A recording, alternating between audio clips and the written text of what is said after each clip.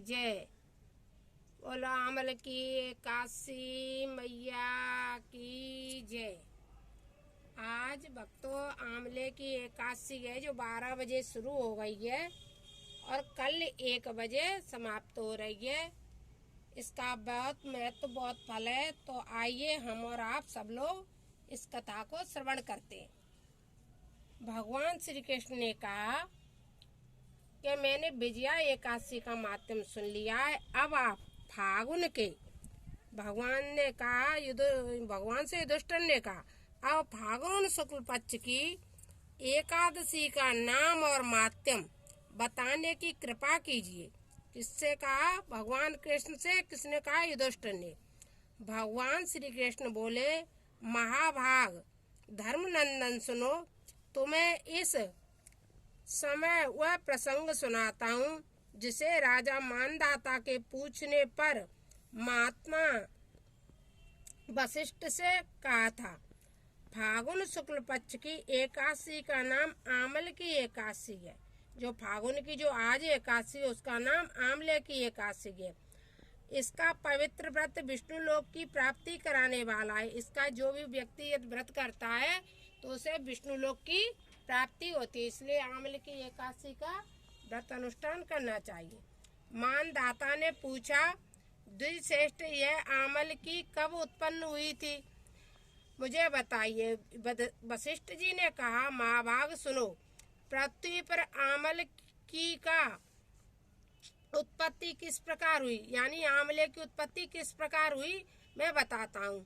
वशिष्ठ जी ने कहा, तब यह बताता हूँ। आमल की महान वृक्ष है। यह हम और आप सभी जानते हैं कि आमला एक वृक्ष है जो सब पापों का नाश करने वाला है। भगवान विष्णु के थूकने पर उत्पन्न उनके मुख से चंद्रमा के समान कांतिमान एक बिंदु प्रकट हुआ।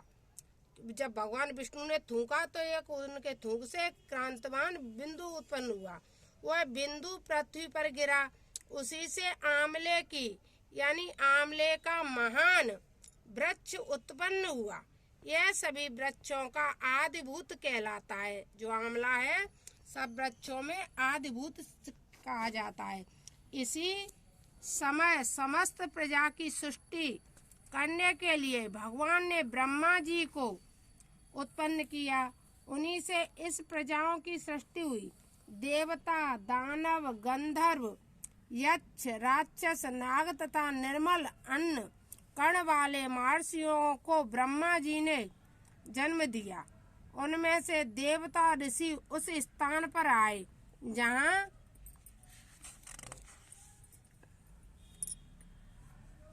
विष्णु प्रिया आमली की का वृक्ष था, यानी आमले का जहाँ वृक्ष था वहीं पर सब लोग आ गए। महाभाग उसे देखकर देवताओं को बड़ा विस्मय हुआ। वे एक दूसरे पर दृष्टिपात करते हुए उत्कंठा पूर्वक उस वृक्ष की ओर देखने लगे और खड़े खड़े सोचने लगे कि पक्ष पाकर आदि वृक्ष तो पूर्व कल्प की ही भांति हैं, जो सब हमारे परिचित हैं, किंतु इस वृक्ष को हम नहीं जानते। उन्हें इस प्रकार चिंता करते देखकर आकाशवाणी हुई, महर्षियों, यह सर्वश्रेष्ठ आमल की का वृक्ष है जो विष्णु को प्रिय है। इसके स्मरण मात्र से ही गोदान का फल प्राप्त मिलता है। यदि आपने यह कह दिया आमले का वृक्ष, उससे ही आपको गोदान का फल प्राप्त हो जाता है। स्पर्श करने से इससे दूना फल। यदि इसको छू लिया आमले के वृक्ष को आपने प्रतिदिन, तो गोदान से दूना फल प्राप्त हो जाता है। भक्षण करने से तिगुना पुण्य प्राप्त होता है। यदि आपने इसको आज खा लिया तो तिगुना फल प्राप्त हो जाएगा। इसलिए सदा प्रयत्न पूर्वक आमल की का सेवन करना चाहिए। यह समस्त पापों को हरने वाला वैष्णव वृक्ष का बताया गया है। इसके मूल में विष्णु, इसके ऊपर ब्रह्मा और स्कंद में परमेश्वर भगवान रुद्र, शाखाओं में मुनि, टहनियों में देवता, पत्तों में वसु, फूलों में मरुतगण तथा फलों में समस्त प्रजापति वास करते हैं। आंवले का फल सब देखते ही हैं। आंवले की सर्वदेवमयी बताई गई है, अतः विष्णु भक्त पुरुषों के लिए यह परम पूज्य। ऋषि बोले, अव्यक्त स्वरूप से बोलने वाले महापुरुष, हम लोग आपको क्या समझे? आप कौन है? देवता हैं या कोई और? हमें ठीक ठीक बताइए। आकाशवाणी हुई, जो संपूर्ण भूतों के कर्ता और समस्त भवनों के स्पष्टा हैं, जिन्हें विद्वान पुरुष भी कठिनता से देख पाते हैं, वही सनातन विष्णु मैं हूँ।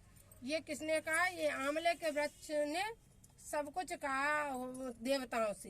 देवादिदेव भगवान विष्णु का कथन सुनकर उन ब्रह्म कुमार महर्षियों के नेत्र आश्चर्य से चकित हो उठे। उन्हें बड़ा विस्मय हुआ। वे आदि अनंत रहित भगवान की स्तुति करने लगे। ऋषि बोले, संपूर्ण भूतों के आत्मभूत आत्मा और परमात्मा को नमस्कार है। अपनी महिमा से कभी अच्युत न होने वाले अच्युत को नित्य प्रणाम है। अंतरहित परमेश्वर को बारंबार प्रणाम है। दामोदर कवि सर्वज्ञ और यज्ञेश्वर को नमस्कार है। मायापते आपको प्रणाम है। आप विश्व के स्वामी हैं, आपको नमस्कार है। ऋषियों के इस प्रकार स्तुति करने पर भगवान श्री हरि संतुष्ट हुए और होते हुए बोले, महर्षियों, तुम्हें कौन सा अभिष्ट वरदान दूं? ऋषि बोले, भगवान, यदि आप संतुष्ट हैं तो हम लोगों के हित के लिए कोई ऐसा व्रत बतलाइए जो स्वर्ग और मोक्ष का फल देने वाला, प्रदान करने वाला हो, यानी स्वर्ग में मोक्ष प्रदान करे, ऐसा व्रत बताइए। तब विष्णु जी बोले, महर्षियों, फागुन शुक्ल पक्ष में यदि पुष्य नक्षत्र में युक्त द्वादशी हो तो वह महान पुण्य देने वाली और बड़े बड़े पातकों का नाश करने वाली होती है। दुष्वरो, उसमें से जो विशेष कर्तव्य उसको सुनो। आमल की एकादशी में आंवले के वृक्ष के पास जाकर वहाँ रात्रि में जागरण करना चाहिए। जैसे ये आंवले का वृक्ष है जो सामने, इस तरह से आंवले के वृक्ष के पास जाकर के पूजा करें और जागरण करें, जैसे हवन वगैरह पूजा इस तरह से करके और फिर जाके जागरण करना चाहिए, जो इसकी विधि है। इसमें मनुष्य सब पापों से छूट जाता है। यदि आंवले के पास जाकर के रात्रि में जागरण कर लिया तो सब पापों से छूट जाता है और सहस्त्र गोदानों का फल प्राप्त करता है।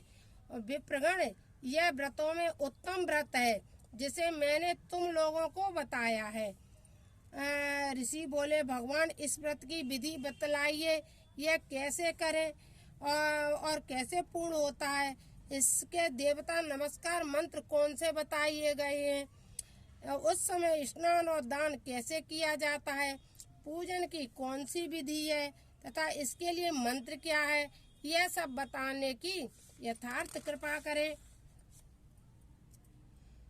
रूप में वर्णन कीजिए। भगवान विष्णु ने कहा, दुष्वरो, इस व्रत को तो उत्तम विधि है, उसको श्रवण करो। एकादशी को प्रातः काल दंत धावन करके, यानी मंजन वगैरह करके यह संकल्प करे कि हे पुंडरीकाक्ष, हे अच्युत, में एकादशी को निराहार रहकर दूसरे दिन भोजन करूंगा। आप मुझे शरण में रखे। ऐसा नियम लेने के बाद पतित, चोर, पाखंडी, दुराचारी, मर्यादा भंग करने वाले तथा गुरु पत्नीगामी मनुष्यों से वार्तालाप करें। वार्तालाप न करें। अपने मन को बस में रखते हुए नदी में, पोखरे में, कुएं में अथवा घर में स्नान करें। स्नान के पहले शरीर में मिट्टी लगाएं। मृत का लगाने का मंत्र, अश्वकांते, रथकांते, विष्णुकांते, वसुंधरे, मृत के हर में पापा जन्म कोटि समर्जितम। वसुंधरे, तुम्हारे ऊपर अश्व और रथ चला करते तथा वामन अवतार के समय भगवान विष्णु ने भी तुम्हें अपने पैरों से नापा था। मुनि मृत्यु के मैंने करोड़ों जन्मों के पाप किए, मेरे उन सब पापों को हर लो। स्नान मंत्र, तुम माता सर्वभूतानां जीवात्मं ततुरक्षकं स्वेदा ज्योति जाति नाम रसानां पते नमः। स्नान तो हम सर्वतीर्थेषु हृदय प्रश्न वर्णेषु च नदीषु देवकान्तेषु इंदु स्नानन्तु भवेता।